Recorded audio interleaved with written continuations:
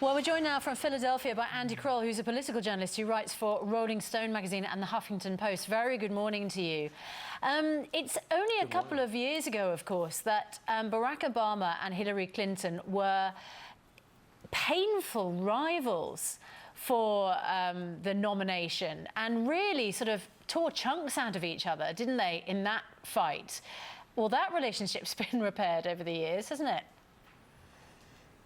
Well, absolutely. I mean, there's the famous quote of now President Obama's, then Senator Obama's from 2008, when he said, quote, "You're likable enough, Hillary," which was just an icy dig at Senator Clinton then, and, you know, will be remembered forever in that campaign. As you said, it was a brutal campaign, but he went on, after being elected, to name Hillary Clinton his Secretary of State, his partner in international relations and diplomacy around the world. And when he endorsed her tonight with you know, one of the best speeches of his presidency, of his lifetime, it looked like a full-throated, delivered speech that really came from his heart. And I guess it probably does come from his heart, because if he doesn't win everyone over to Hillary Clinton, they'll get Donald Trump, who may well undo everything he feels he's achieved as being president.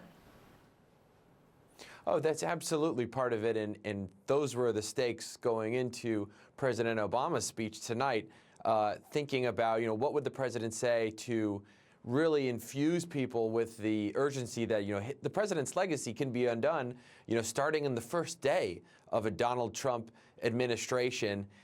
But President Obama, in his speech, you know, he made it even more than just about his legacy. He basically cast this election not as Democrats or Republicans, but basically democracy versus, you know, a dictatorship, more or less. A demagogue becoming the president of the United States. He didn't say the Trump name specifically, but that was the setup of his speech, and it was pretty incredible to hear compared to speeches past.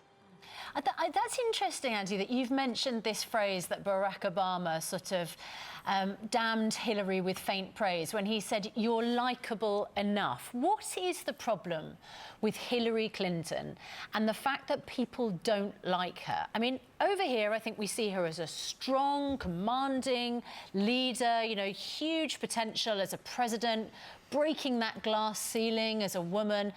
Have you met her? Have you interviewed her? What do people say about her and her personality? I've met her before.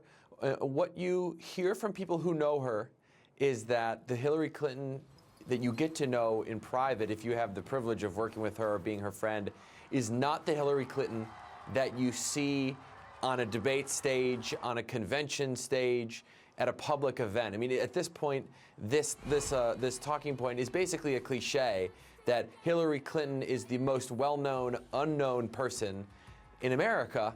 And it really is, to my mind, one of the great questions about American politics, really, like the last 20 years, is, you know, Hillary Clinton and how she has become someone who is so disliked, who is seen as so untrustworthy, who is seen, you know, there's been so many things pinned onto her ever since she, you know, was the First Lady of Arkansas, and later the First Lady of the United States, and a senator, and a diplomat, a Secretary of State. You know, she is a singular figure in the history of American politics, and her likability or lack thereof is very much a part of that story. Yeah, and it doesn't help, I suppose, that Barack Obama is so likable at a podium, isn't he? No, that's true. And Hillary Clinton does get to speak today, doesn't she? So maybe that will be the moment. Yeah. Not really. I'm his elder brother, you know, so, you know, I tell him this stuff when we meet, you know, that he's got to be bold. And when he was running for election, you know, it was his showpiece. It was his trump card. And you know, the fact that he came from Kenya,